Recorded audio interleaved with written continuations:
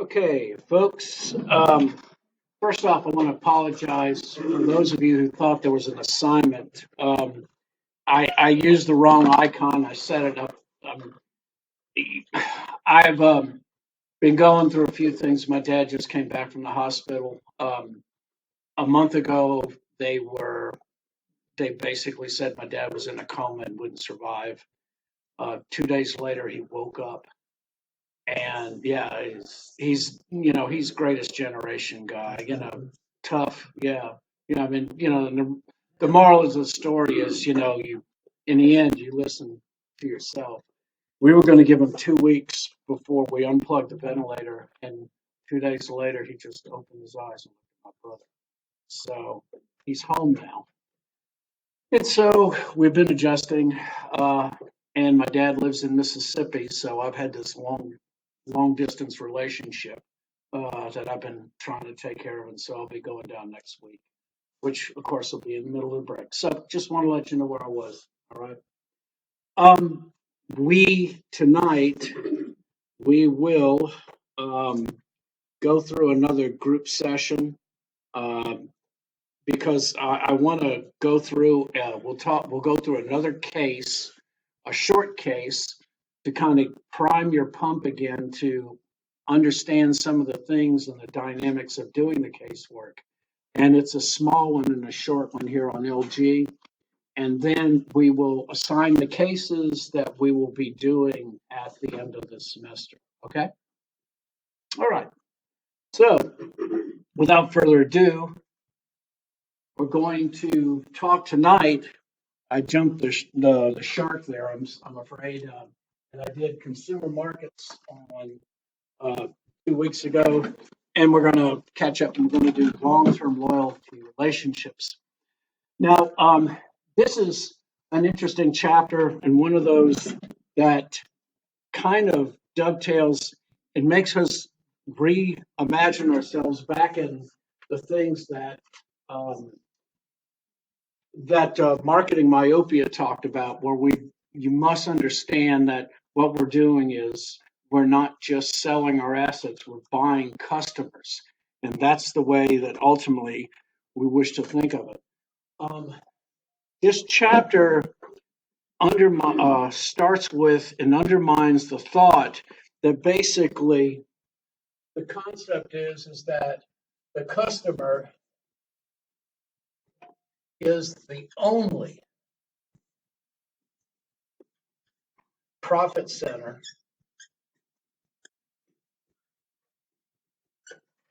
of any business.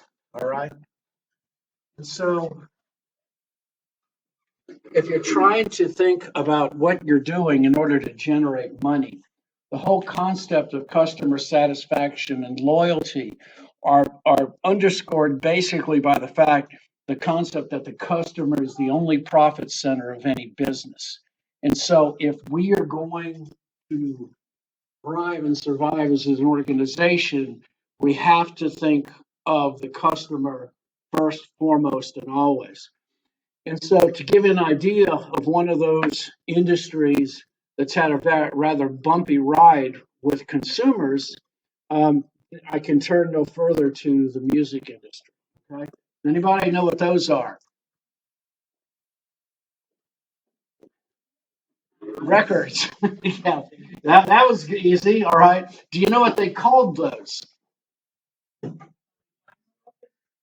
Yes, but actually, these in particular are unique because these were called 45s.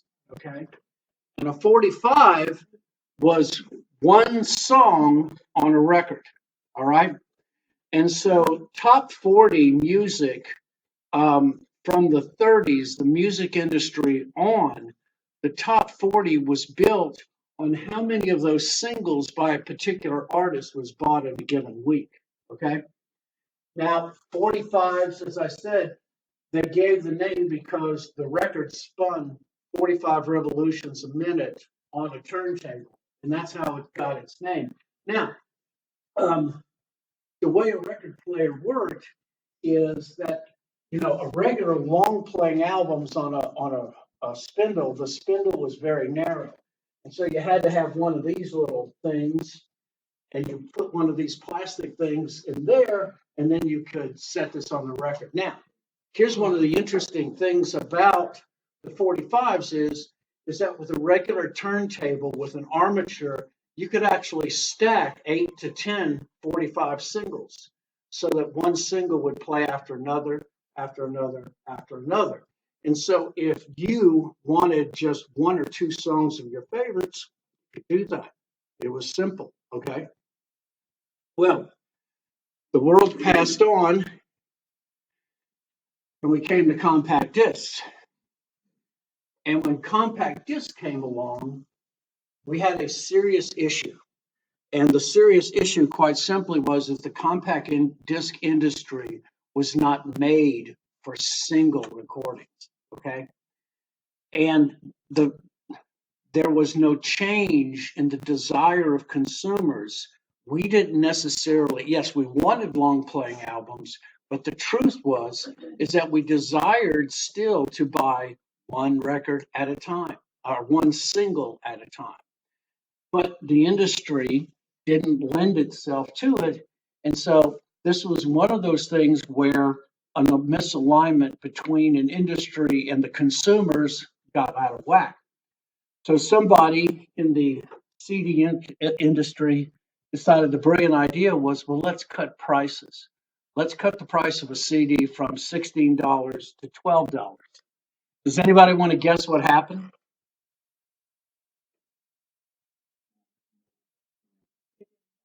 It didn't change a thing. As a matter of fact, the sales tanked. Okay. It didn't change the fact that consumers wanted just one single at a time. And then in the late 90s, we had something come along that made everything work and we could get singles again. We just got them illegally. All right. And that was this little company called Napster. I actually had Napster. Okay. Napster came in 94, 95. MP3 technology, actually, audio compression had been around since the 70s, but there hadn't really been any use for it. So how it would work, you had this little program running on your machine, and what it did was it made your machine a shared network as well, okay? So you would put in your requests, like here, okay, here's a little better. So these would be all of the requests of songs that you wanted, and these would be all of your songs downloaded, okay? So MP3 is about 3 megs. So you had your standard dial-up connection. So you'd hook up your dial-up connection, you'd wait all night, and then you'd have 12 songs. All right? Worked. Highly illegal. But the fact is there was a demand there that consumers had, but the industry didn't respond.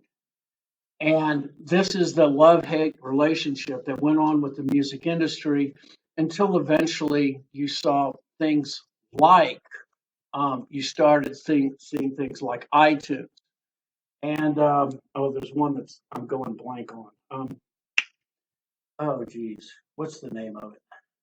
I can't remember. Anyway, you started finding ways in which they, in essence, started selling singles, and all was right with the world again. Okay, so this is just one of those examples that that we as marketing people have to understand is that in a modern organization chart, you want to be able to have your customers first.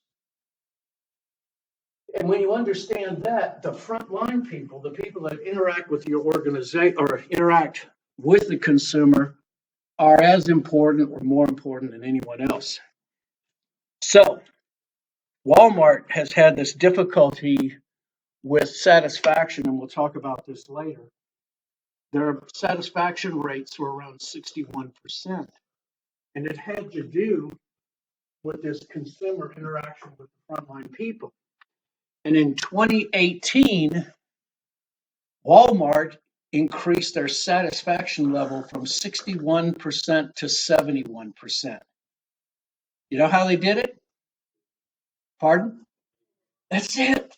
They gave everyone, all 2.5 million employees in the Walmart organization, they gave everybody a pay raise.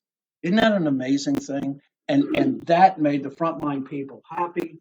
And not to say that Walmart's satisfaction level is great, it's in the pits, actually. Well, no, forgive me.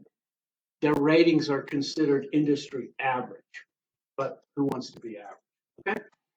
All right. So, what this all breaks down is to understand that we have to understand what value is and the way that customers perceive value. Okay. The music industry was perceived as being valuable by consumers when they had the opportunity to get one record at a time. Going through all the issues with putting in CDs, the industry had a downturn because consumers did not consider them valuable. And once they could do it again, we're back to happiness. All right. So, what customer perceived value is the difference between a prospective customer's evaluation of all the benefits and the cost of an offering and the perceived alternatives. We look at this as being total customer benefits versus total customer cost. Now, I've got a slide on satisfaction I need to bring up from my email. But in customer satisfaction, Walmart is only average. Okay, they're rated at 71 to 74%. If you look at the organizations that have much higher value ratings, Amazon's at the top, of course. Apple is at the top.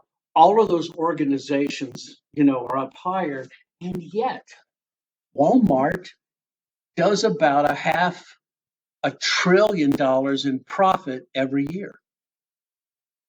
They talk about Amazon and how much Amazon pulls a year, and they are huge. But Amazon pulls 87 billion profit, and yet why does Walmart do this? Well, because when consumers figure out value, they don't just figure out, they figure everything in it. All right, and what we know that consumers are what are known as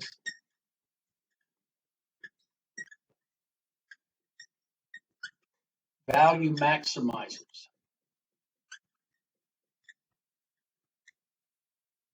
Consumers are value maximizers.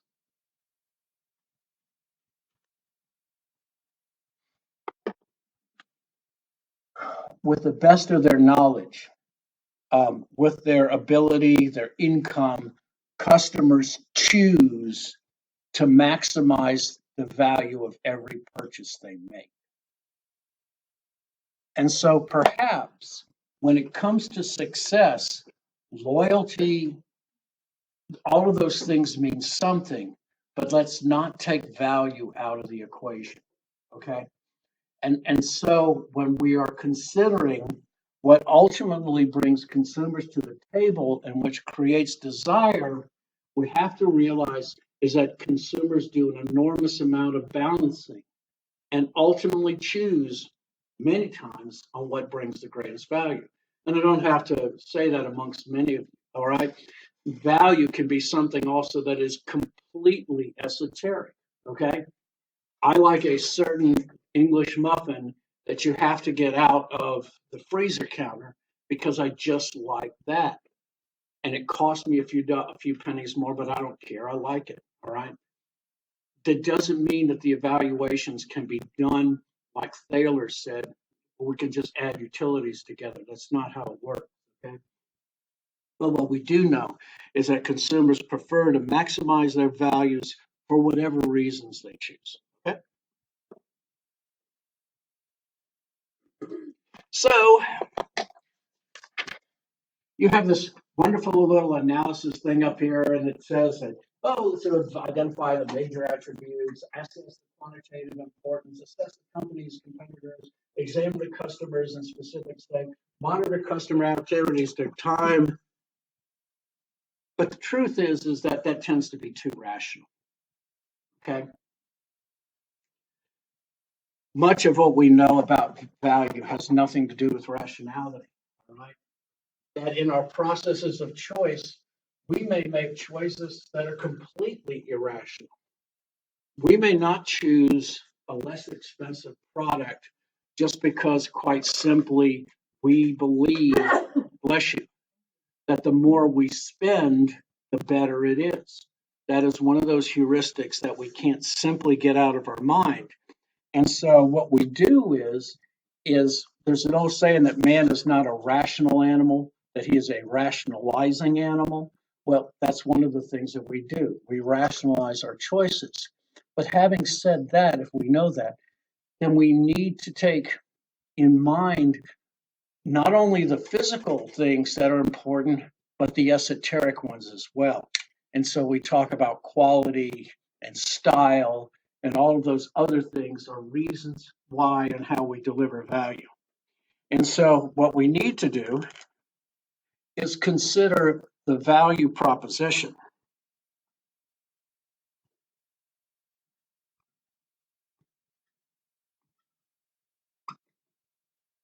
Value proposition is the whole cluster of benefits.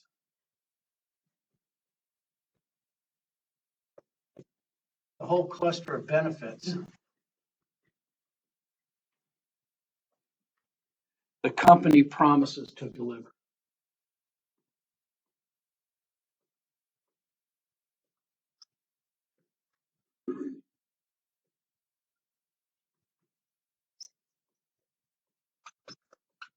If I were to say the word Volvo, and I were to ask you to give me one word that might encapsulate it, what might it be? Yes, it's the first word out of your mind, isn't it? Yes. And yet, if safety were the number one thing with Volvo, it doesn't mean that that's the only thing you want, okay?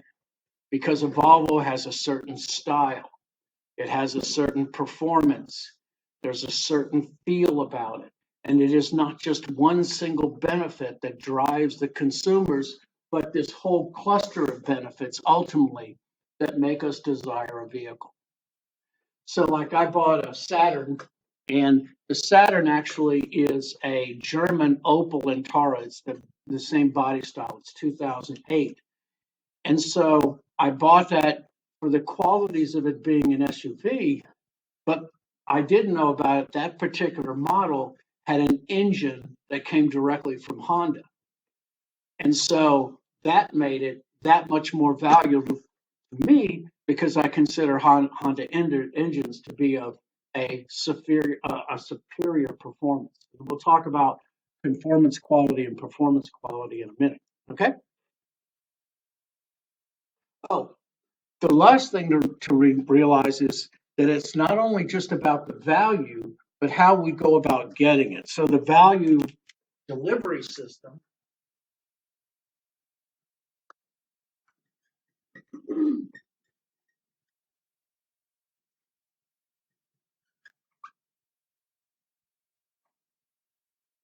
put it out there. The value delivery system is basically all of the experiences the customer goes through.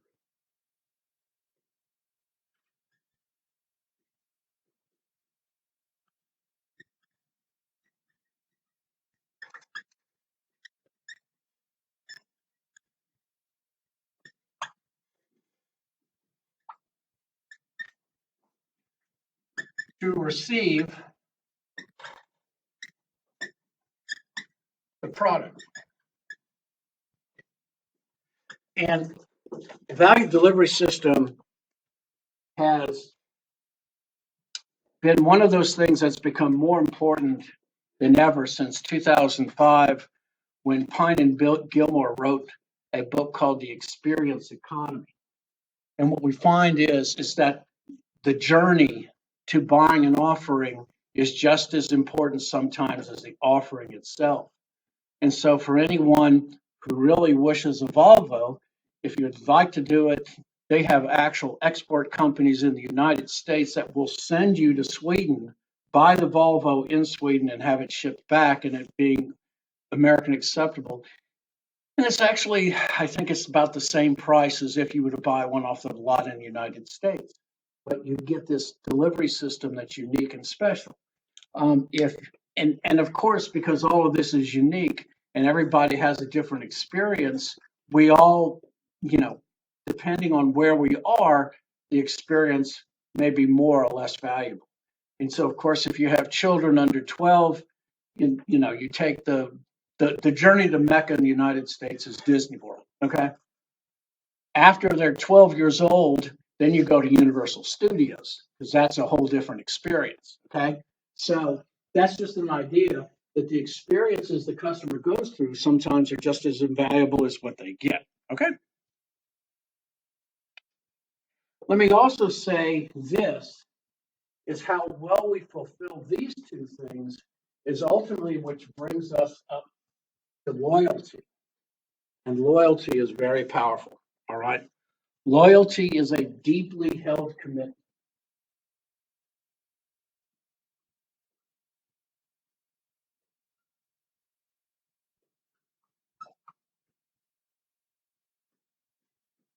to purchase a brand or product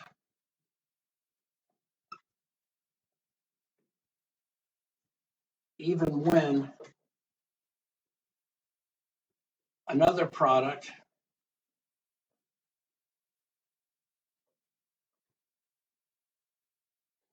may be more desirable.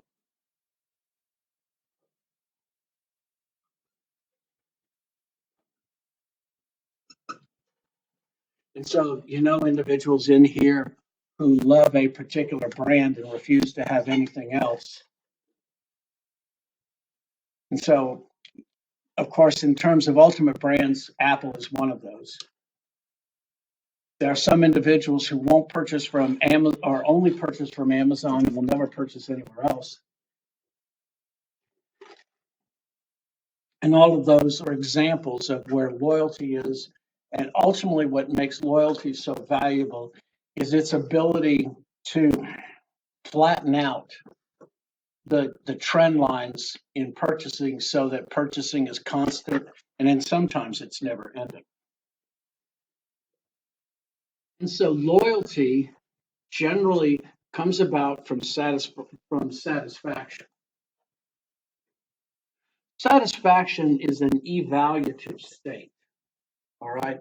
It is not a emotive concept, but it is an evaluation. And so customer satisfaction is a person's feelings of pleasure or disappointment that result from comparing a product's expected performance versus their expectations. And so this is one of the examples why you find many times there's the concept of the subversion of expectations. In other words, they will deliberately lower expectations so that consumers will achieve a certain level of satisfaction that they did not expect. I think it's short-lived. I think what you want to do is you want to tell the consumer exactly what they're expecting and hit it. All right. Ultimately, those are the best ways. So how do we monitor satisfaction? There's many ways in which we do this. Let me see first. I'm going to call up my Gmail. Hold on. Let's see.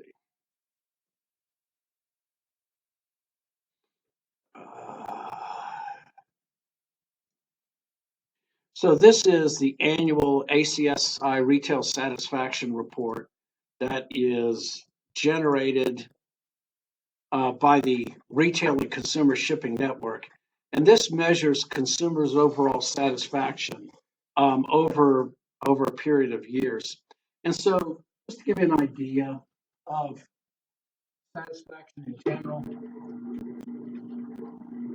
I'm sure some of these numbers won't surprise you. So this is an example of department and discount stores.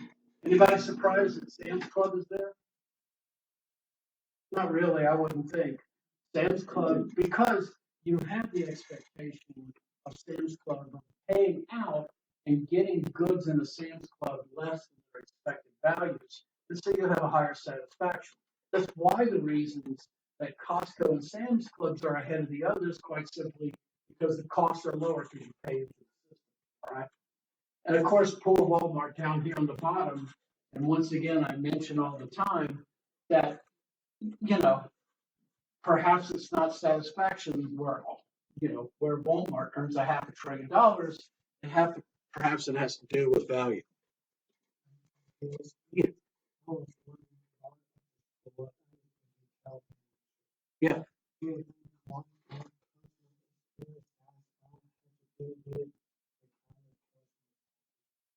Your customer charge, yes.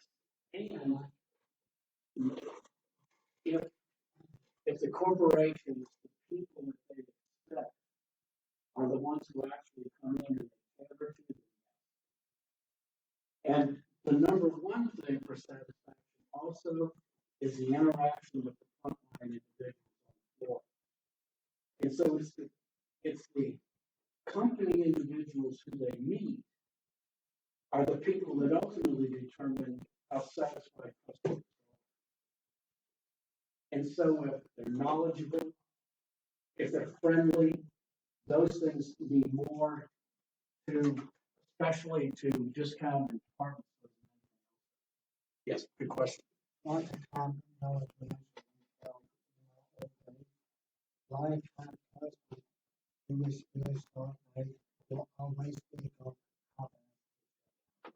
Yes. Yes. Isn't it simple? Yes. Right. Right. Yeah, and it also depends on the consumers and it depends on the stores. Now, some of these consumers are there to shop, which means they're there for extended periods. Other ones are there to grab and go. And so you're absolutely right. You need to understand where your consumers are. That's true.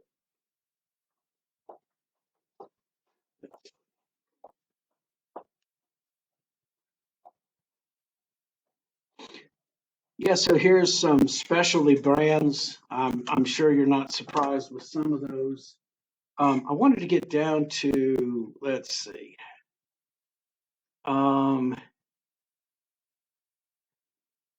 So once again, poor Walmart is at the bottom there, and Kroger is number one. Surprising in one way, you might think Kroger tends to be Kroger is a supermarket, but Albertsons is a supermarket as well.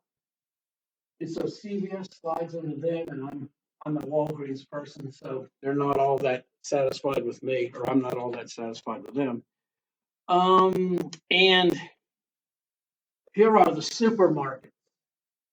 And so talking about the right customers and having the right products, it's not surprising that Trader Joe's is at the top. Not surprising at all. Aldi is up there as well, which is fascinating. Now, I do know this. Number one in the last month is now Publix. Publix is that number one now. Okay. And once again, trailing up the rear is Walmart. So I want to get finally to,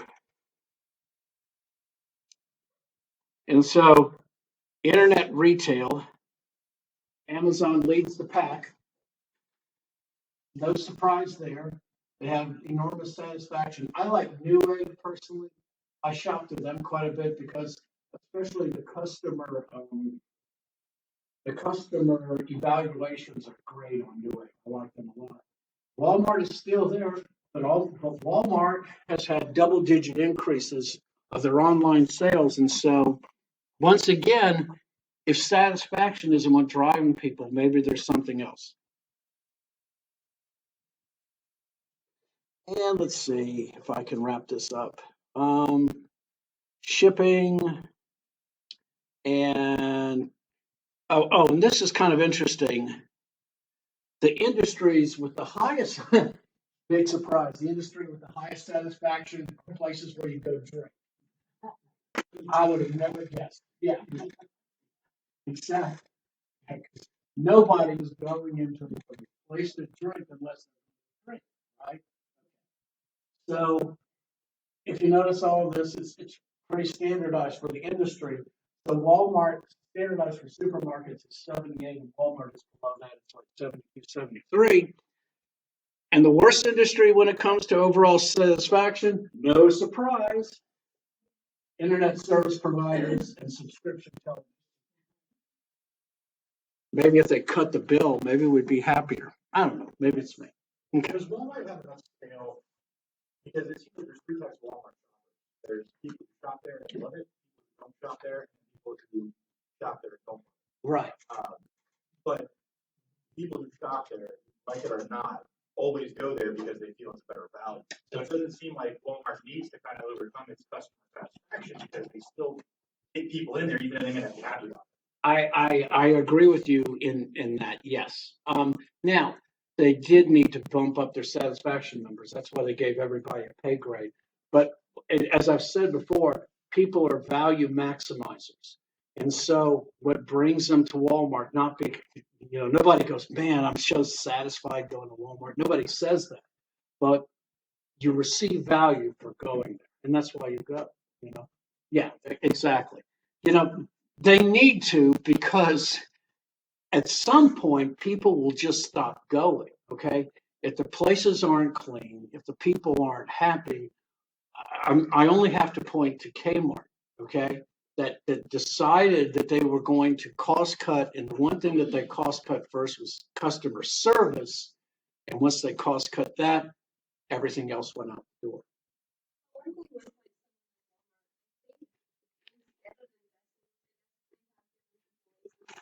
Yeah, they've also been investing in their non-Facebook. Right, so their app is one of the most sophisticated shopping apps. So like your grocery list, it will remember your grocery list. Yes. Set up recipes and other grocery apps. Or Galaxy, which also you don't even have anything at all similar. Yeah. A different type of Walmart, or you go for different reasons. Yes. But I think they're really investing in that to even get out their customer service because they're not making people go to their stores. Does everybody know that Walmart actually has 8 websites now? Walmart has shoes.com, they have moosejaw.com, they have jet.com, they have walmart.com, they have the largest Amazon-like website in India. I can't remember the name of it, but Walmart has been investing enormously, exactly, in online technology. And the reason, and Walmart has made many mistakes, but one of the smart things they did was in 2014, they bought jet.com, and they made the owner or the CEO of jet.com their chief of information, CIO of Walmart. And so they have expanded and done things like that. You're right. You're right. And once again, it's driving the value. Okay, so yeah, you get your shopping and all do all of that, and that's great. And then even other things too, because you can get Walmart to get your stuff, and you can either go inside and get it, or you just stay in your car and they'll put that in. And now I talk marketing channel strategy, and it's brilliant. It is, because the individuals who go in the store are different than the individuals who sit in their cars, who are different from the individuals who want it at their home.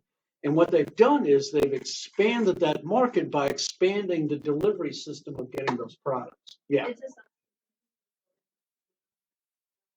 have to figure out how to make money because Right. everyone to walk through the That- not doing that.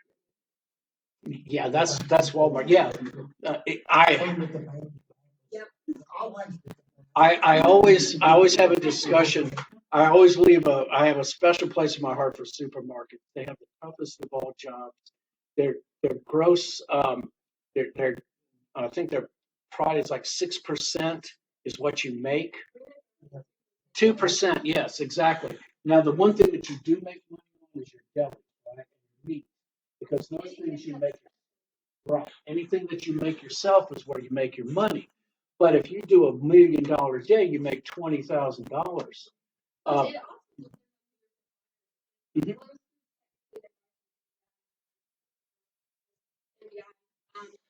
And we charge them, but if you look at a bigger store like Harris here, they distribute their own food. So Yes. they don't pay full prices. Well, that's the classic make or buy decision. Yeah. You know, We're not, most foods yeah. distribute their own food. They're not even the actual. Where do you get your meat from? Just curious. I think we get. Okay. Yeah, because we is a distributor. Right. So I could. Yeah.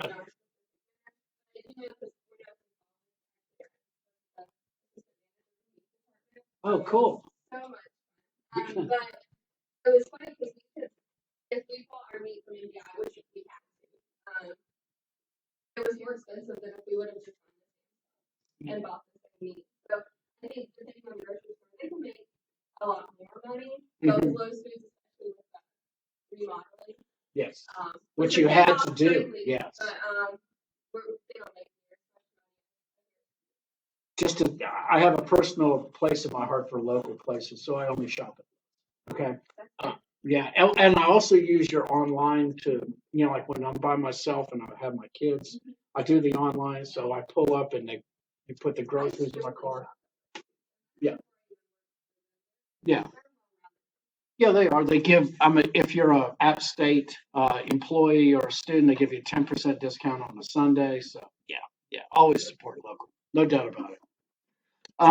Yeah, so Walmart has found ways of producing value. Stores like Lowe's, of course, you're doing those things because you want to keep and retain your customers. And you do have a couple of things your advantage of Walmart doesn't. You have a much greater assortment.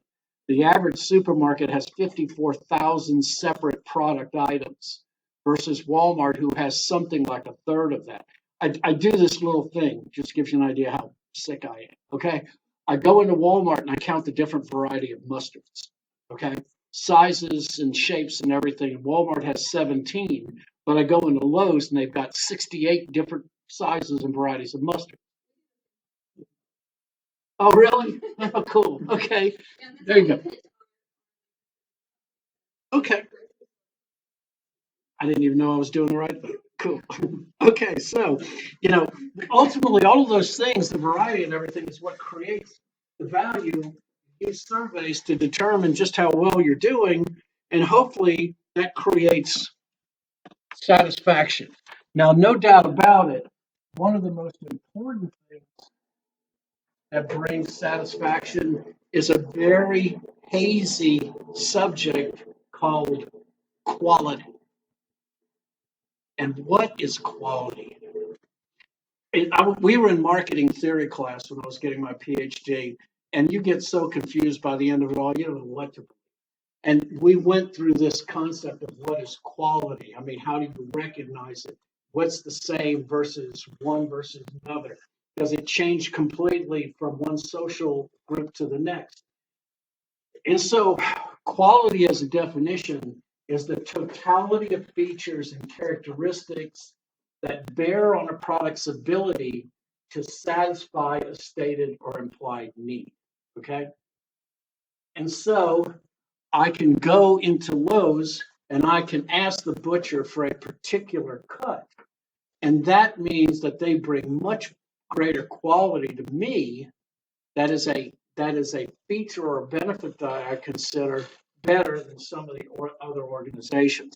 Now, we also have to consider the concept of what conformance quality is versus performance quality. Okay, conformance quality is what's considered the expected quality. The expectation that if I were to buy a Hyundai, I am going to have a very reliable, dependable, well made, well engineered vehicle. Okay. Performance quality is where I exceed expected quality.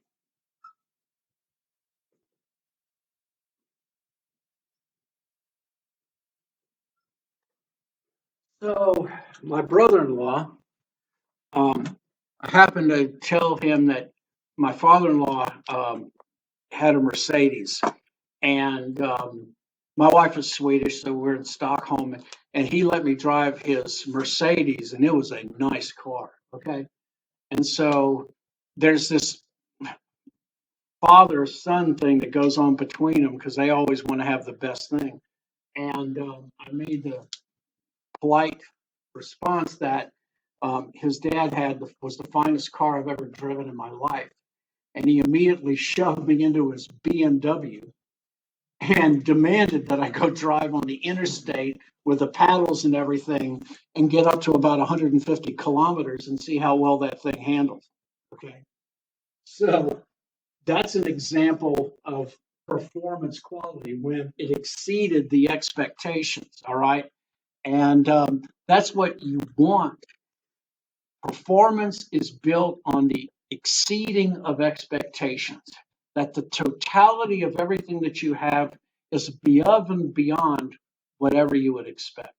And so, my example also that I have with my car was unbeknownst to me is that the engine that was in my vehicle was made by Honda. And so it's got 220,000 miles. I don't do this anymore. But one time when I was getting on the interstate, and of course, when you get on the interstate, there's a truck right by you. And somewhere 100 yards up the road is a spot where you need to get in. And I punched it, and that thing took off. And I had no expectation that a big, heavy SUV was going to have that much muscle. But it did with that engine. And so that was an example where it was the performance quality versus the conformance quality. Okay. And ultimately, the impact on quality exceeds itself with performance, whereas with satisfaction, it's the expectation, and that's where conformance is. Okay. Satisfaction, just regular satisfaction, just normal. You meet expectations, you're satisfied. When you exceed expectations, when you go beyond that, that's the beginning of when you build loyalty. Okay? Okay.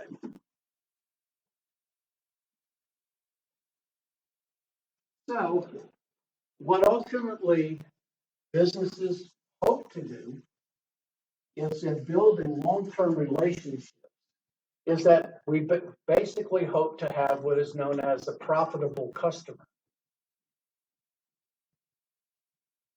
Because remember, as I've said, if we're buying customers, we want to be able to have some realized value of what those customers will be. And if we're going to do that, then we use something that's known as the customer lifetime value to calculate whether or not a customer is profitable or not. So, what is a profitable customer? A profitable customer is one over time that yields profit versus the cost of retaining them.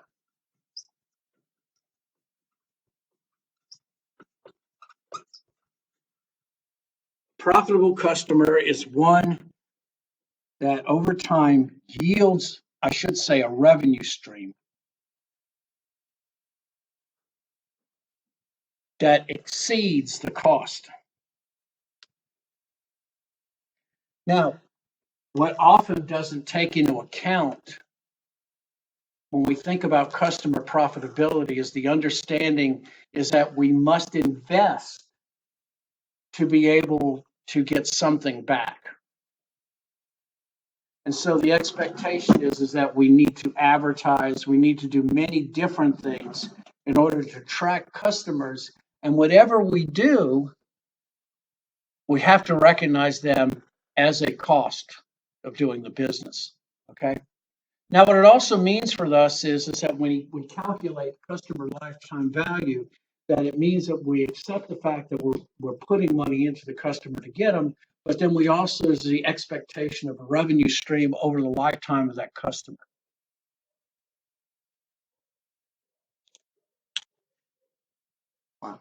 So customer lifetime value is literally that. It is the lifetime value that the customer brings. So to give you an idea of customer lifetime value, the lifetime value of a loyal customer to Taco Bell is $11,000. That is the lifetime of a steady customer to Taco Bell over a revenue stream of given 30 years. That's a lot of tacos. Okay. But think about it when you think in that way. Okay. If you think in that way, yeah, I got Taco Bell. If you think of that way, and yeah, I've already given my 11 grand. When you consider that, you also consider the customer as being an asset of the corporation itself. You think of those individuals as a revenue stream. And if you consider them to be revenue streams, then we're back to our original definition as the customer being the only profit centers of every business. That's why you want to think. Okay. So let's go to that definition quite simply. Customer lifetime value is the net present value of the stream of future profits expected over the lifetime of purchases. Now, think of yourself if you're a loyal Apple user. And so you not only buy the phones, you buy the iTunes, you buy the pods, you upgrade your phone. I don't want to say religiously, but you get the idea. You're always up to date on Apple products, and just think into your mind how much of money has been stated in that direction. All right, is there no wonder why Apple invests itself in loyalty? Because their loyalty numbers are the things that drive their success. There's no doubt about it. And even though you see a little bit bumping around now, especially there's a few complaints, you can go on the internet and see any of them you want. The broad answer is that most loyal Apple users are very happy with it. Okay. Was that market research?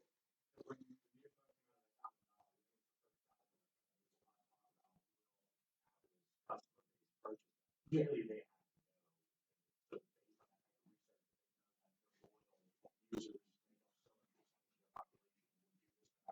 Yes. I mean, that's there's a duality with Apple. One of them is that they know that their customers will follow them everywhere. But also Apple has one of the concepts of innovation, and we'll talk about innovation in another day. But innovation means that you have to sometimes take customers to some places where they may not be comfortable. In other words, innovation in itself leads in certain directions.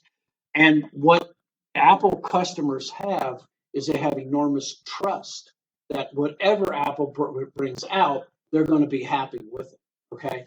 Now, but it also means, and this is a truism, that in many of the things that they've done, they've really not cared how the customer has responded, especially when Steve Jobs was doing his job. I have great respect for Steve Jobs. I hate to say this, I have more respect for him now that he died. But he was an amazing individual. But one of the things that he had was a single focused vision that he was going to take Apple in a given direction. And his uniqueness, I don't want to give away so much of the case, but the things that he did put Apple in a place that is like no other. Okay. And so, yes, Apple people are very happily, readily willing to do $1,000 phones. And now we're into the $1,200 phones and, further than that as well. So, yeah, yes.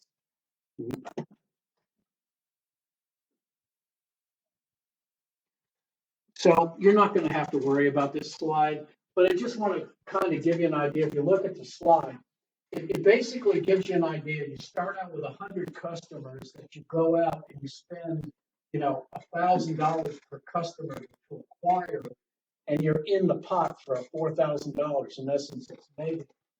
But what happens is that the revenue for the customers per year starts to create a steady stream, okay? And so the margin for customers start to grow.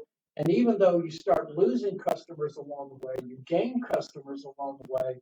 And ultimately what happens in the long run is that in net present value terms, you yield profit.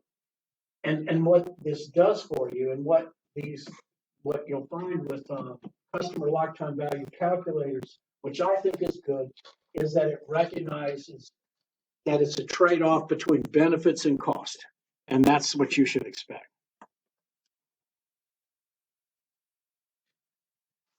And so, along with attracting customers, you also have to retain them, okay?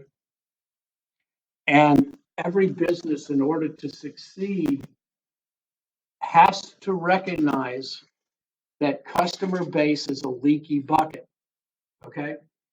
And that with that leaky bucket, you've got to do whatever you can to retain the customers you have. Why? Because it costs 4 times the amount to attract a new customer than it does to retain an old one. Okay, that is a truism. So you can spend 1/4 to happily retain a customer than it does to simply let them go and try to get a new one.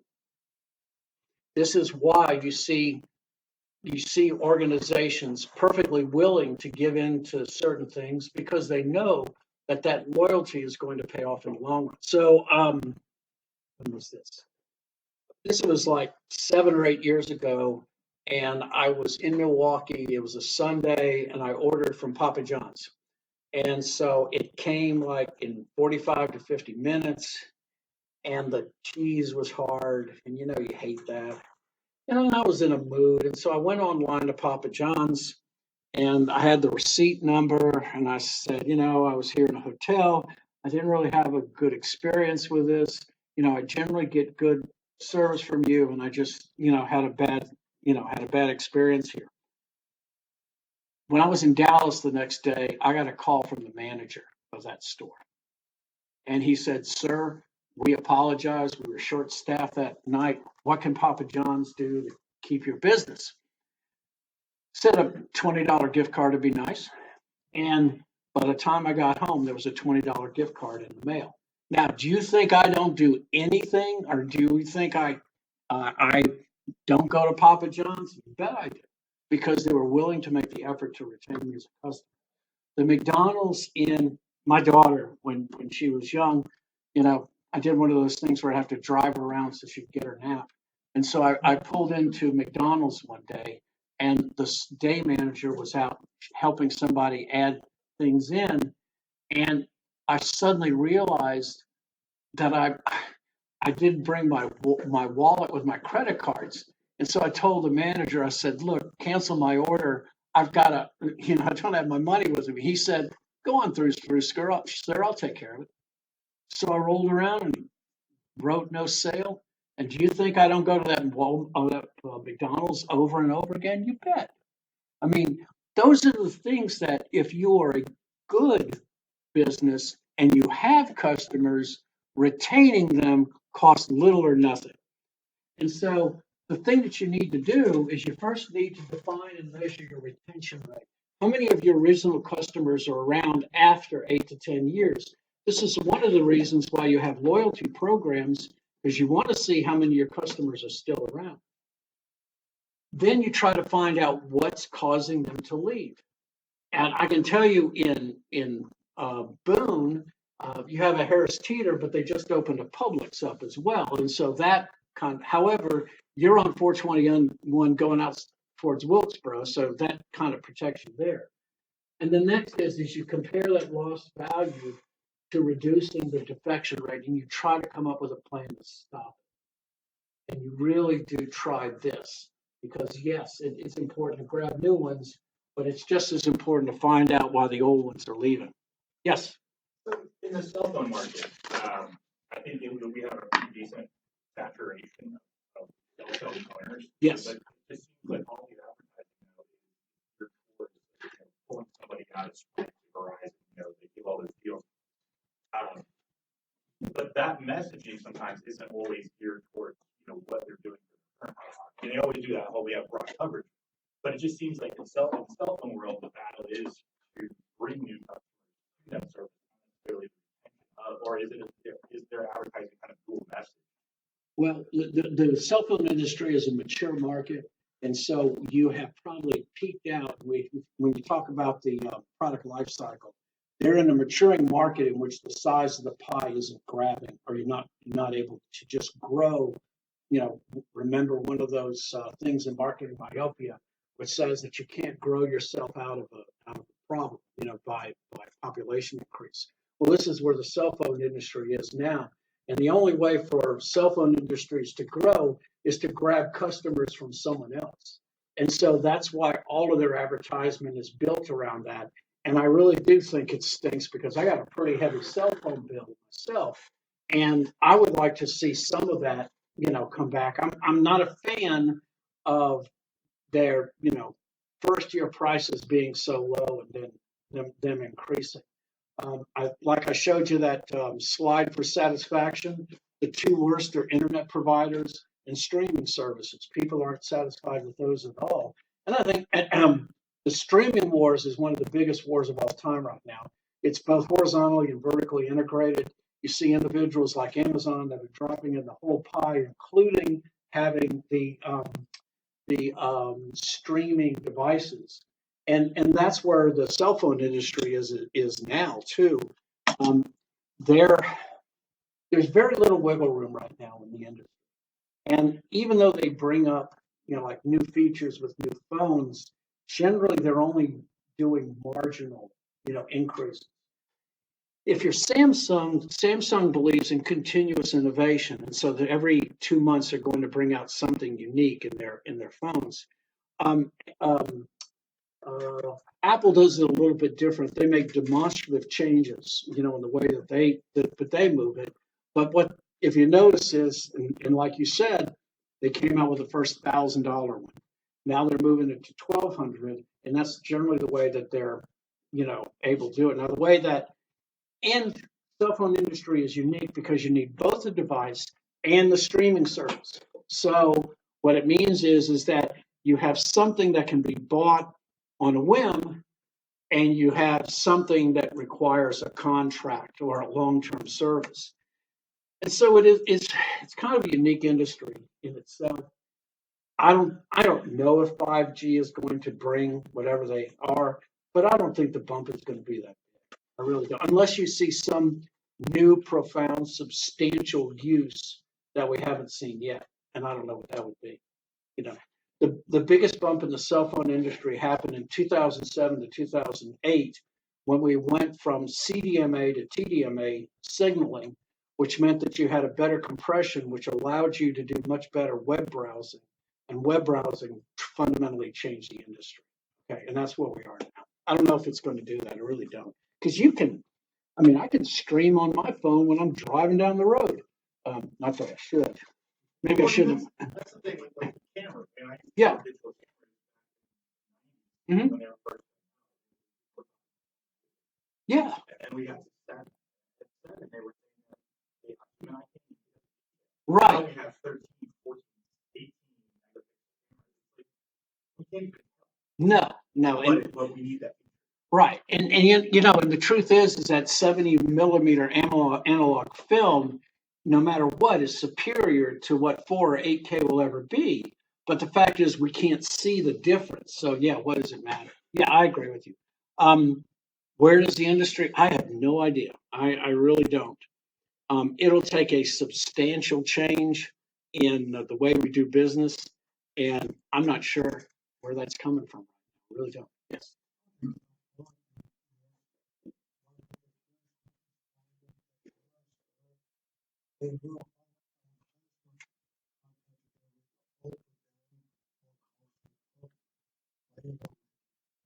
Yes. Yes. And realize that businesses are built on computer models that say in order to have success, we got to have a certain number of subscribers at this level. And so the customers are further away from the people who make choices, and that means generally that dissatisfaction a lot. Yeah, I'm with you there. Okay, so loyalty. How do we get our customers to be loyal? The first is we interact closely with customers, and that means we connect employees with customers. And this is why the Walmart situation for satisfaction has increased quite simply because the Walmart individuals who work in the stores, because they achieved a better attitude by a simple pay raise, that the interaction between a Walmart employee and a customer is much better now.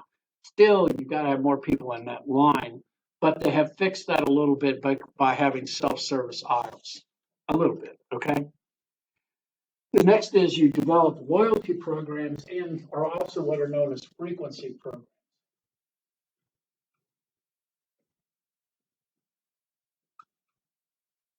Now, loyalty programs also have tremendous advantages for companies like Lowe's because not only can you know about what is being bought at any one time, but you can tie it with me as an individual, my wife, and my two children and understand my buying habits. And when you connect those with hundreds of thousands and others and you throw them into these analytic machines, you get a tremendous amount of useful information back. And so loyalty programs are a two-way street. You might give up 10, 15, 20% on certain items, but it always wins. Okay. And the next is that you create institutional ties. And so the closest way this has happened with institutions is you find ways of connecting through computer and social media.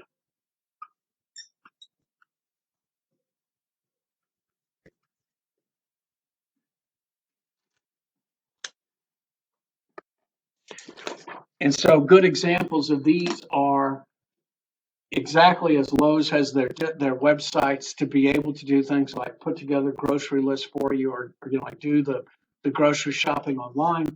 This is what Walmart has done in their particular on their particular app, and all of those are ways of connecting the consumer more closely together. Amazon certainly has won this game.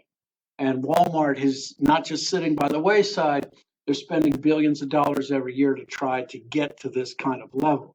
Because ultimately, what you would want to have is you want to have a group of loyal individuals that are known as a brand community. So, who is it? Cengage. Cengage is a book company that we use at our library for our students. Cengage is looking for brand ambassadors inside of our marketing department. In other words, they're looking to employ students so that they would be trained, they would be given an income to know how to use Cengage's products more effectively that the students are paying for anyway. Well, why? Well, these are a specialized community of individuals. They identify with the activities that focus around the brand, and they build a single or a consciousness of mind. And in essence, there becomes a felt connection with the brand. Now, of course, Harley Davidson is there. It's interesting thing about Harley Davidson, the average demographics of them are generally males, between the ages of 35 to 55, generally in professions like doctors and lawyers, surgeons, those kind of individuals. Their salaries are anywhere from 60 to 175,000 a year. And quite simply, if you priced a motorcycle, they're as expensive as an automobile. So, it's going to cost you money to get one. But they have such a firm connection to their particular unit. And a lot of that is because there's this shared consciousness, okay? And so the first thing that they have is they have a shared consciousness.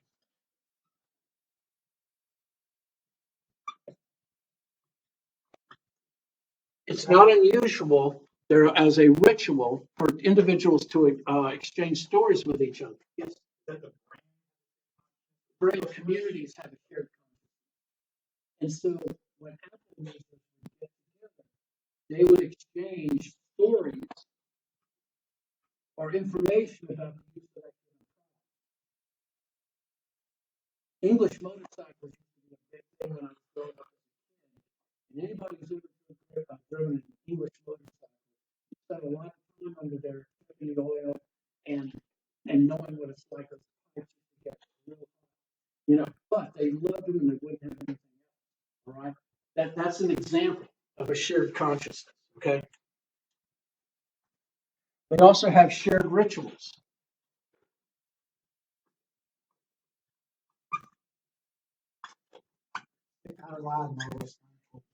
What's that? Okay.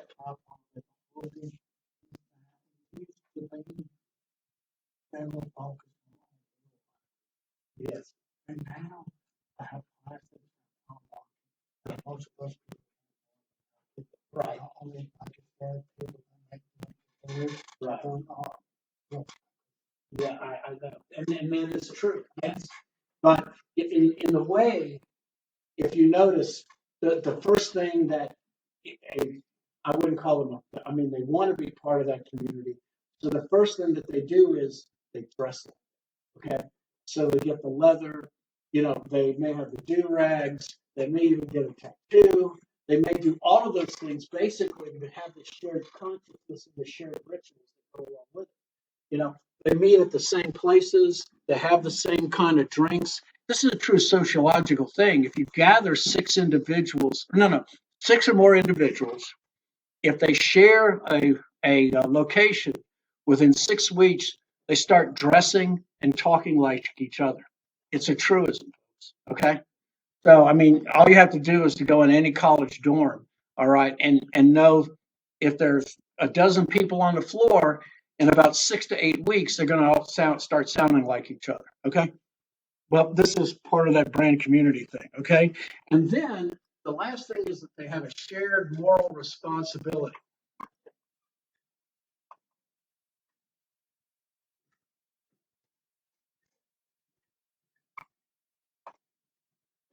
They have a shared moral responsibility to the organization, which basically says you're not going to go ride those other bikes. Are you crazy? Don't tell me you're going to get on a Japanese bike. You got to be kidding. No, you want something with two cylinders that rumbles, you know, that shakes the foundation of a building when you ride it. All right, that's an example. Um, It happens also with individuals who like, well, Apple people. If someone says, well, I'm going to buy an Android, watch half the group go crazy. Okay. Um, it's just one of those things. You know, it's a shared responsibility. The activities around the brand ultimately do try to grab those consumers and keep them there. So, how do we go about measuring all of this? Well, we use a particular kind of software and a system that takes all of this information about individuals and it's wrapped under the thought of customer relationship management.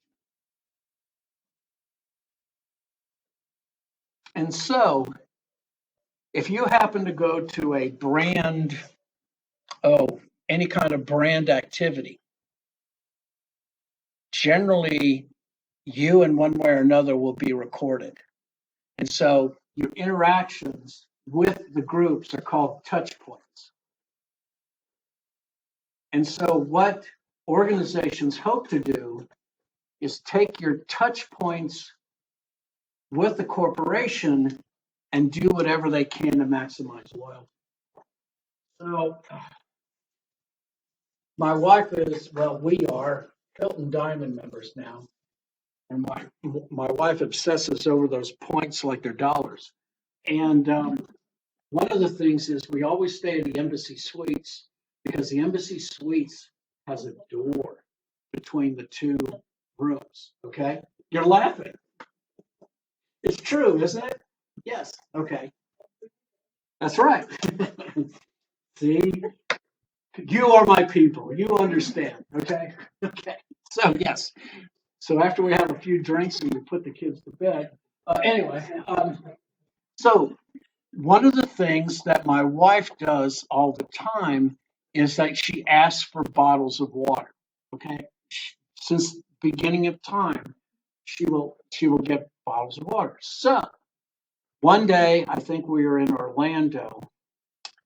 We got into the room and there's a 6-pack of a bottle of water that said compliments of the man.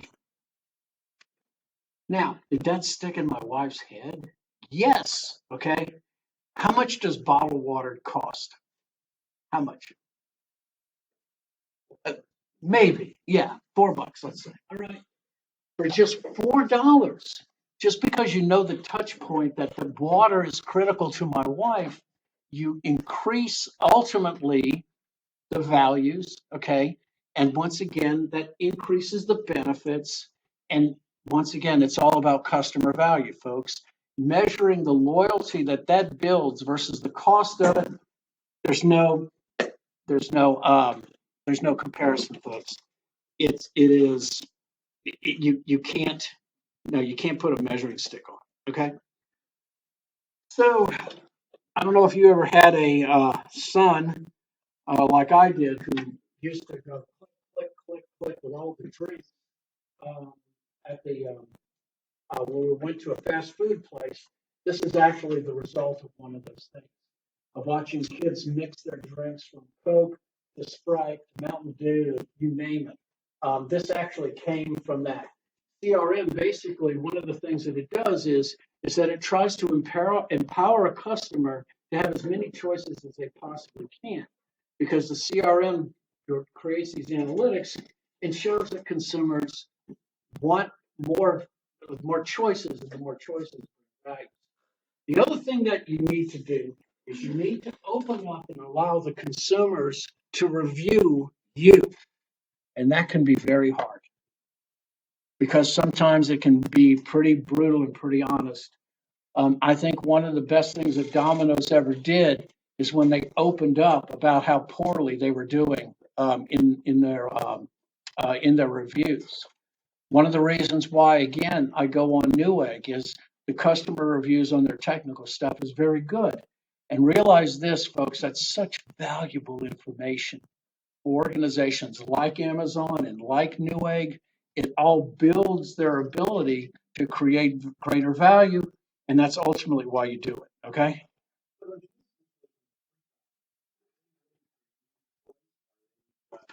When you go up there, more than likely, you know you're gonna get a car. Right. But because people have to take so long to figure it out, right, it's delaying the actual tour. Right. So, take those things together. Well, in other words, they're empowering you to make as many choices as possible. Let's see. Also, the other reason why, if you've gone to McDonald's lately, you'll notice you can order your menu now from big kiosks. Okay. Do they really actually add or take away employees? The truth is that McDonald's needs to hold on to every person that they can because they want to, the key behind fast food is food fast. All right. And if someone is at the counter taking an order, they're not behind in the back making the food. And so that was one of the reasons why they started that in Sweden. Well, it's been in other locations too. And at first I didn't like it, but you know what? I got used to it real quick. I mean, and it is it faster? Maybe not. But once again, it kind of drives the consumer empowerment. Do I really want to drive up and have my food being sit in McDonald's for 10 minutes while I get it? Not really. But they do it because everything says that consumers want it, and you give the consumer what they want. Okay. Ultimately, what you want to do, the reason why is best recommendation, the best recommendation that a consumer, that any company can get is this one. Recommended by a friend. It's probably the single thing that drives loyalty and relationships more than anything else. Because the relationship that a consumer has with a friend becomes an associate relationship with the brand itself. And so ultimately, what you're hoping for more than anything else is to be able to have this openness, this open discussion with the companies that you like, and that to have the company hear you. And then it is something that a friend can recommend. Okay, we're done with that chapter. Let's take a break for about 5 or 10 minutes, and we're going to do another case study. And I want us to go through and have a real live case for us to try out. And we'll talk about how this will help you in your cases. And I'll ask you in your groups which case you want to use. Okay? So let's take a break.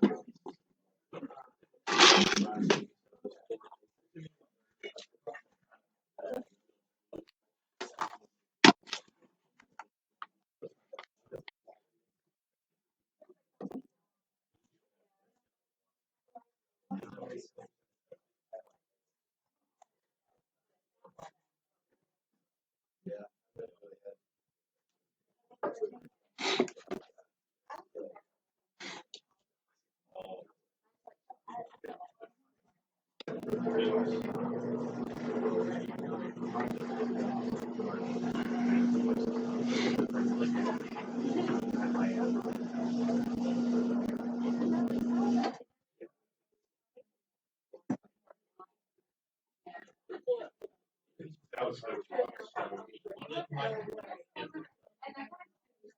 maybe I.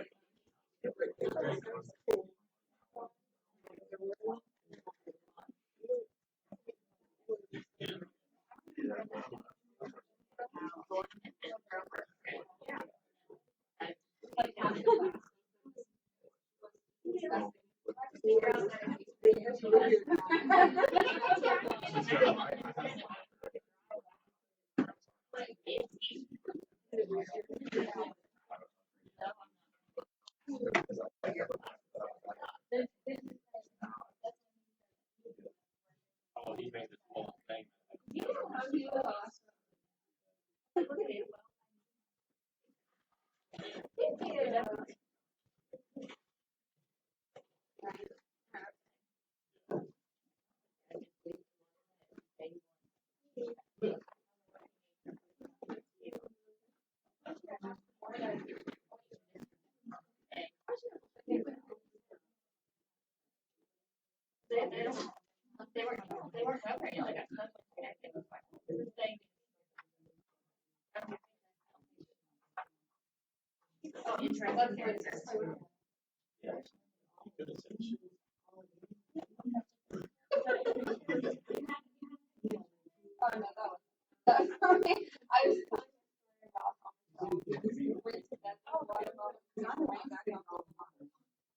And then got married.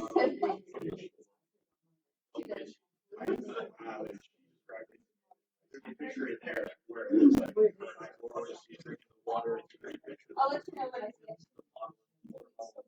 Yeah. All worn out. Like, it's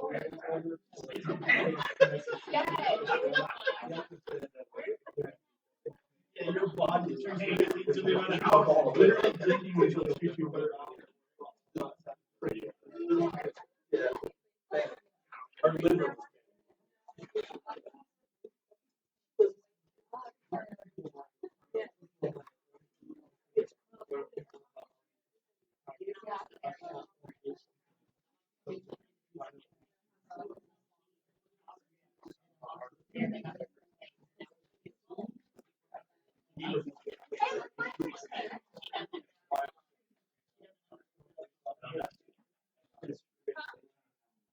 And then oh, you took.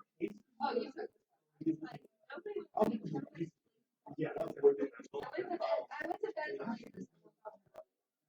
We do it because I don't.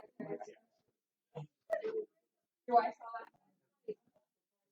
that? I told her about me clearly. Clearly she has some severe life problems. No one wants to hear you.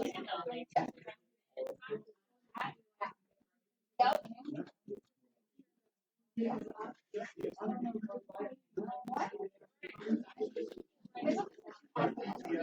I was like, you guys got a lot of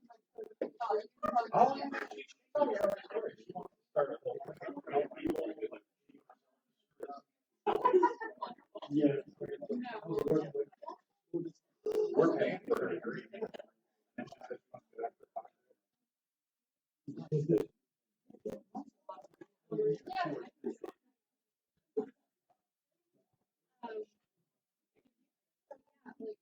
So we all agree that we were, that's fine. We all agree that we were all.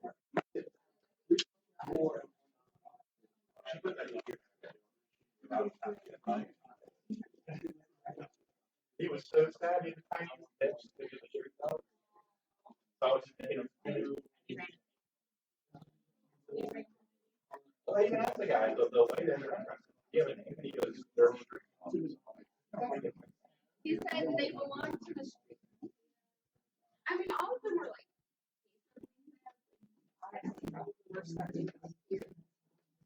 And they were like scared of us. The funny thing is the dog. One thing was Yeah. people was taking on the jacket.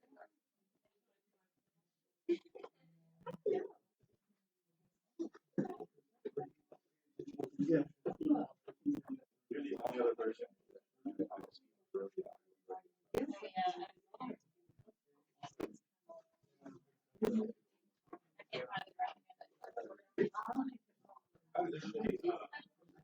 Nashville has it. Yeah, I've been there. Actually, I've been there for yeah. I bought my daughter her first house there.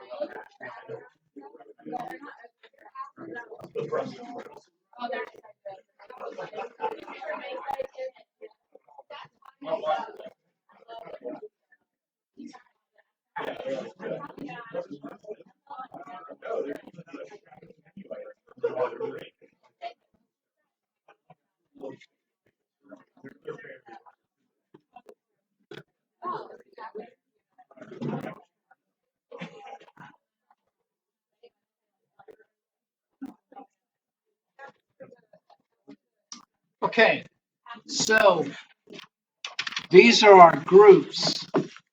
On the last 2 weeks of class, this is our presentation schedule. So we'll have 2 cases on April 8th, Under Armour and Swatch. And then on the 15th, we'll have Steel and we'll have Apple. Okay? So does any group want one of these in particular, or do you want me to just choose which one you want? Can I ask which one?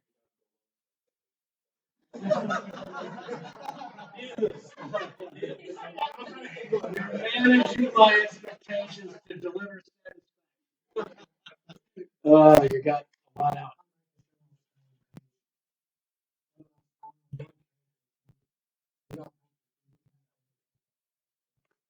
if you don't present a case, I want you to do a paper, just 3 pages. And on the video that I did from last week, I recorded how I want you to do it, and I'll go over that again. Okay, I'll help you with that. I'll write it to you. Okay. Okay, so does that mean that like on these weeks we have 2, 3 pages? You have on 8, if you are presenting, okay, if you're presenting Under Armour, you'll have to do a 3-page on SWOT, okay? And then on the 15th, we do 3 pages. You'll do, yes, on the 15th, you'll do 3 pages on each one, okay? That's, that will be part of your individual grades. I'm ramping up your case grades so that we can adjust those versus your test. So, in other words, I'm ramping up your grades, okay? So I'm giving you another So depends chance. on how In group A, take SWAT. Group A, next watch? Sure, that's a good case. Folks, these are all good cases, okay? Just to give you, you can read through these, by the way. I mean, they're online, okay? Um, Steel is steel tools. Okay, so let's go ahead and I'll start marking those down. Okay, so which group are you? No, I don't know. which, okay, you wanted Swatch? Which group are you? Okay. Okay, here, let me go back. Here's the groups. Group C is steel. Okay. Who's group B or which one? Okay, yeah, so let me go back.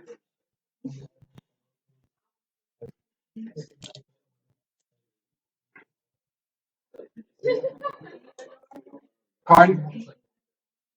D, group D is Under Armour, and so group B, you get Apple.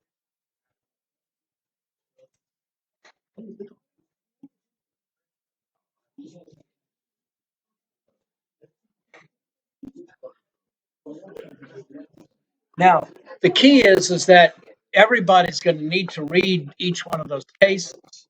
And so during the presentations, if you're not in a group that presents, I want you to consider yourself as being the corporation, and these people up here are telling you what to do. And if you have things that you would like to interject with, if you have your opinions, you can certainly bring them to the forefront. Okay. And so, along with the presentation, I invite you to have your own reactions. Okay. Because, like a case, and like I've said before, this happened especially in several of the essay questions. People gave me completely different answers and I gave them full credit. Okay. Because some of the answers that are reflective, that require critical reasoning skills, everybody has a different way of thinking. Okay. And you'll certainly find that out in doing this case. All right. So I invite you to think about it in those ways. So, I want you to get into your groups. Would be like a case that you'd be doing. It's only 10 pages, so it's not a long case, but this is very similar to the kind of case that you're going to have to deal with. Okay. So let's just hand these out. I'm going to give you 30 minutes and then we're going to discuss them. Yeah. I didn't ask you to be up here.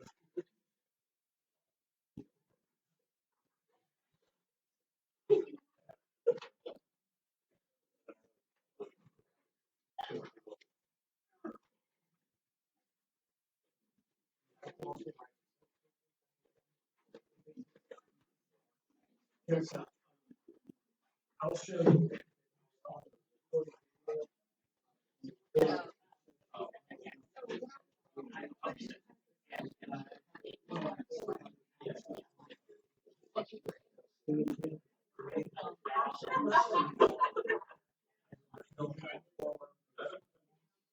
Yes, so for any of the others that are not in this group, it would generate.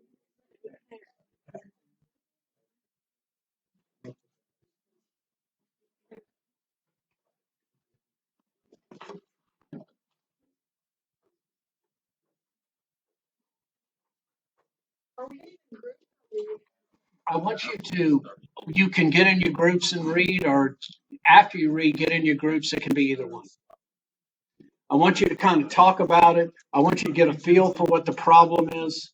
I want you to consider what all the alternatives are.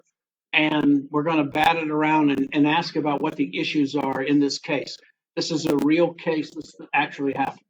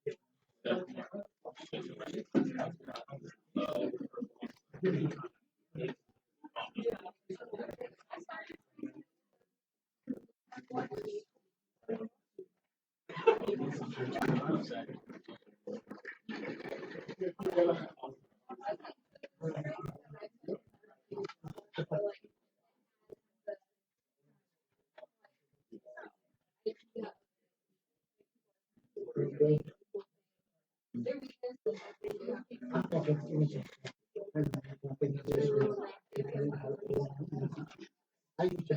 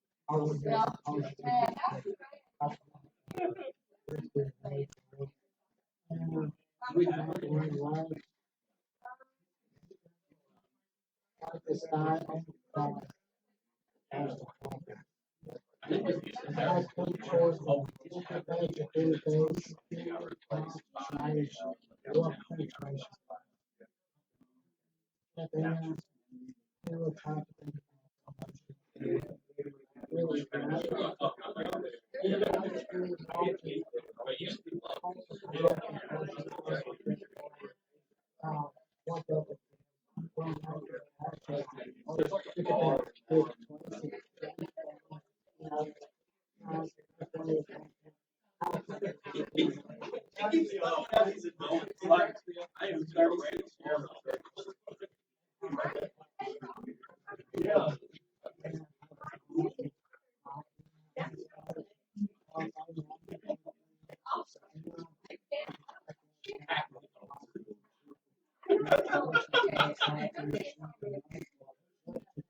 I am 36. I have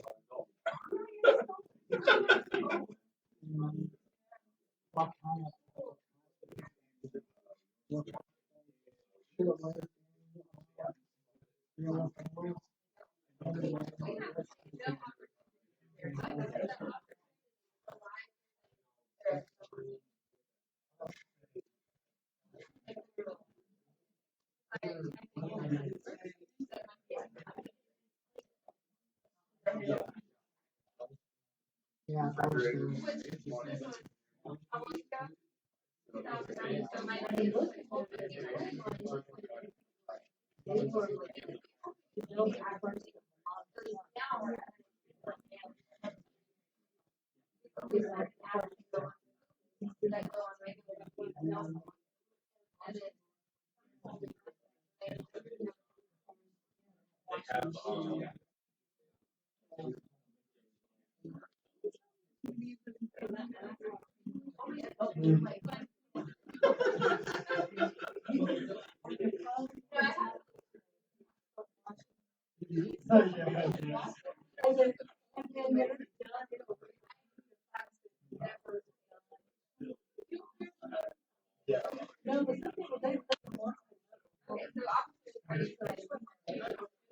no, I did.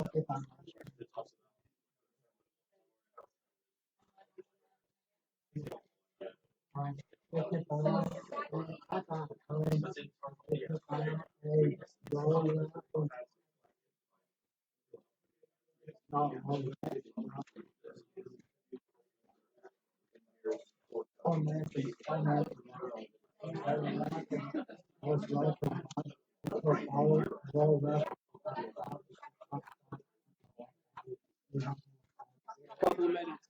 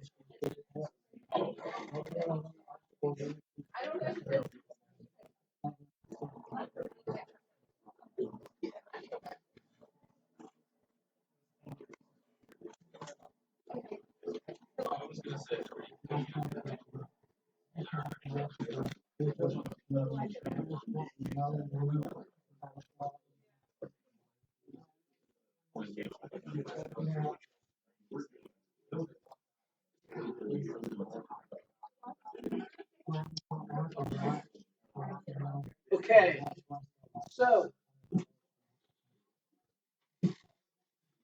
so what is the case? What's the case about? An LG watch phone. Yes. I read it really. No, but yeah, that's one of the difficulties, especially with this product, is how do you define it? Do you define it as a watch or do you define it as a phone? We're all And wearing watches today. what's that? We're all wearing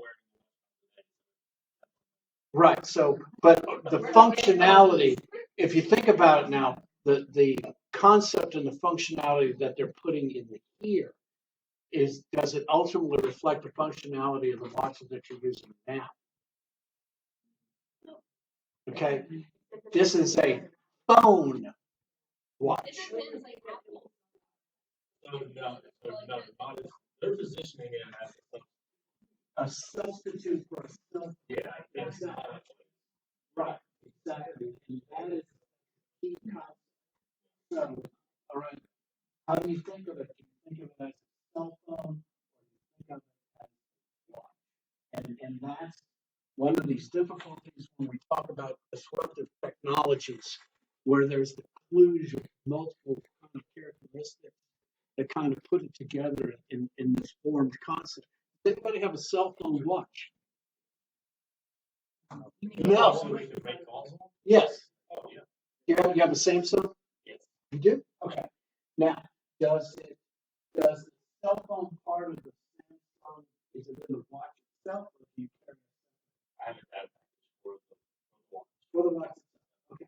You have a separate cell phone? Yes. Okay. That's unique. Okay. Because usually it's either one or the other. You either have a cell phone displays off of the phone itself. And that's one of the difficulties. So Samsung, they just came out with a watch that had a package. okay. It was had to have the phone and paired the phone, Yes, right? yes. But And that's one of the difficulties, yes.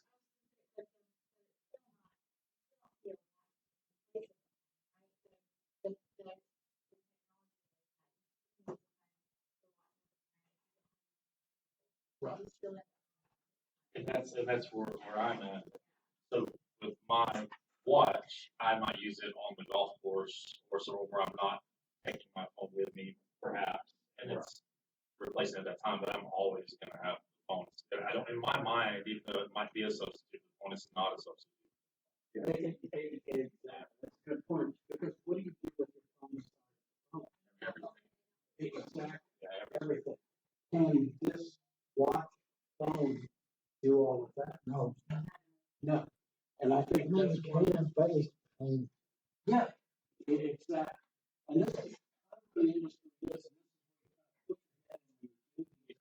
Things, and I heard a couple of good people say, yeah, but this is 2009, you know, I mean, $1,200. That's an important point.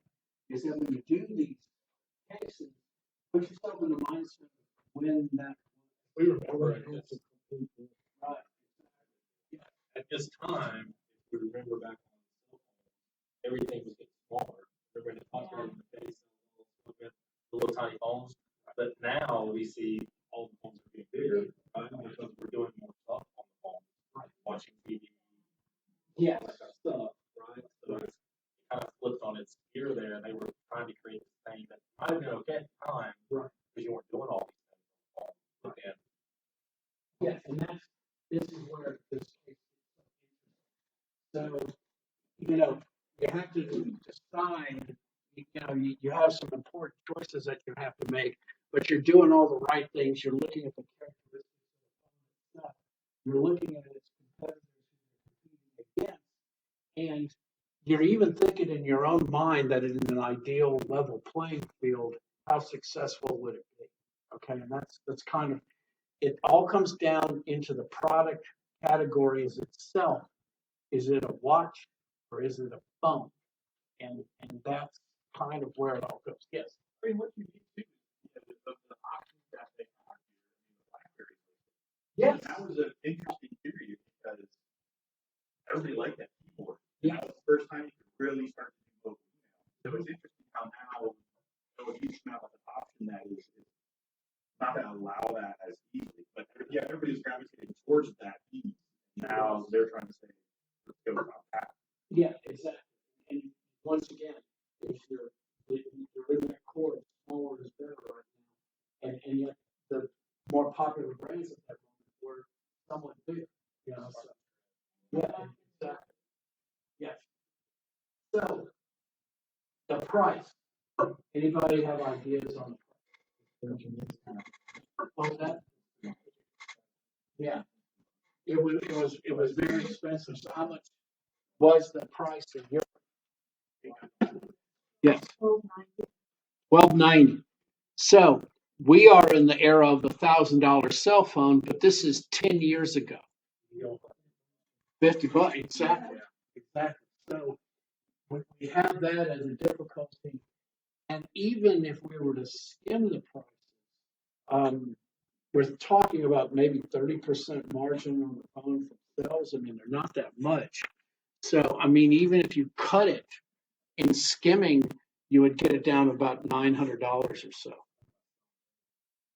Pardon me? Right, exactly. I mean, that was kind of the issue that they had there. So they were also looking for something else too. They were looking for carriers, weren't they? They were looking for, let's see, distribution options. Okay, so at that time they were looking at, so LG, Apple made its iPhone available through Rogers, and this is Canada. So, so the iPhone was, the watch phone was $12.90. When a 12 now, $12.90 when a 12 or 24-month contract.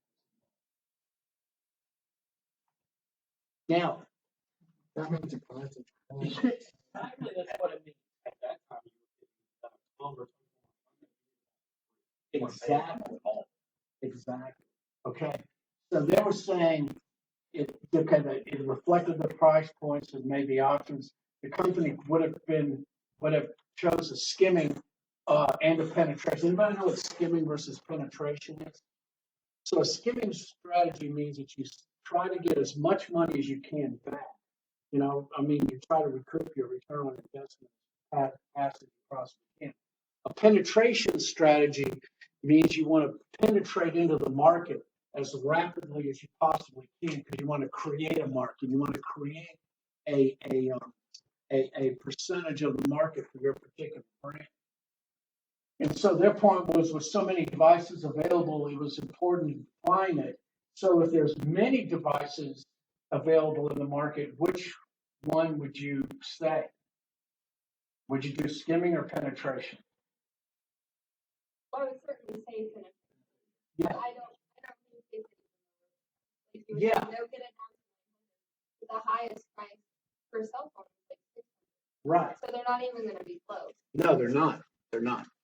Because once again, they're pushing themselves in the cell phone market and not in the watch market. Okay. Good point. Aware of watch pricing. Maybe this group would use more of a system they go about which would put them more in this category of they're looking at it as the combination of That would be very important because if they define themselves as a watch, then they're defining themselves as something different. Okay. And that is right. maybe if they would watch, we're not replacing the phone, we're replacing the system.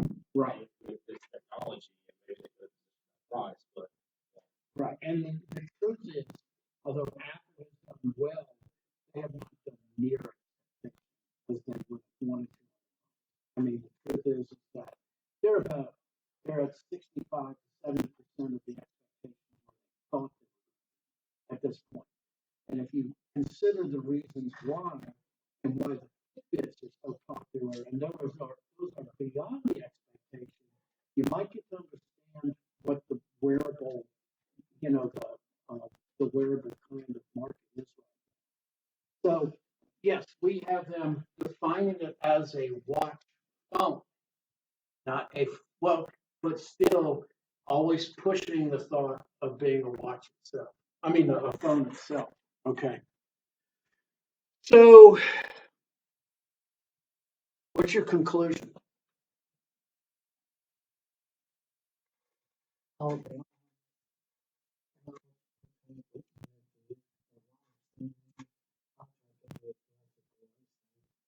But now it's up on this. That is a good answer. Okay. That is a very good answer. And I want you to understand this too, is that sometimes when you get these cases are going to throw you a little twist. Okay. And so this case basically builds you an impossible solution. All right. You can look at it and you can see that it has very little chance of success. Okay. And in your evaluations, when you go through your cases, if you see something that is likeness and similarity, I certainly want you to say, this isn't going to work out for this. And then invest time in coming up with alternatives. Okay. So this is kind of why I throw this case out there, is because it makes you go, well, wait a minute, this isn't anything about building success, or this isn't because everything looks wrong. Well, that's what it should look like. Okay. And you invested time and you all got it right. Okay. Now, that doesn't mean that you can't invest and come up with a strategy, the best one that you could, and I would give you a bad grade. That's not what I would do. Okay. If you come up with a good, logical, critical reasoning that says this is the reason why, and this is our best chance of success, that gets an A. Okay. But if you also say, based upon this, we see very limited chance of success, that gets an A too.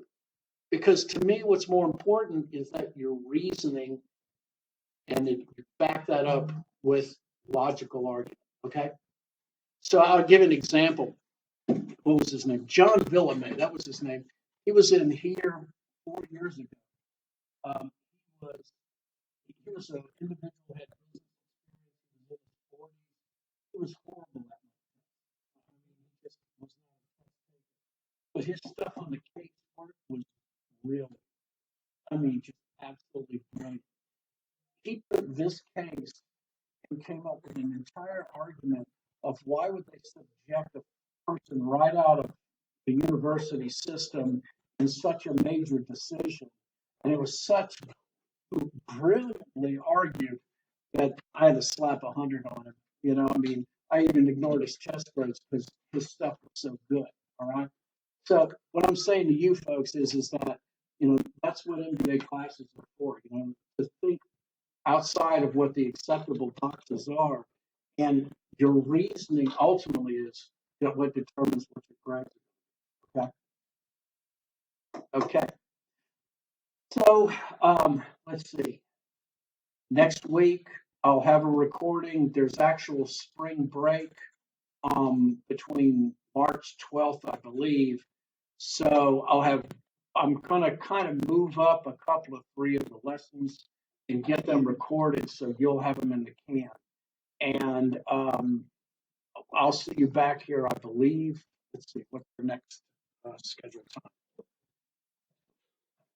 time? Yeah, 1 month, that's right. So we'll be back here on the 25th, okay? All right, we are good to go. Have a good night. I get to go drive up into the snow. Yeah, it's supposed to have rained right now. Okay.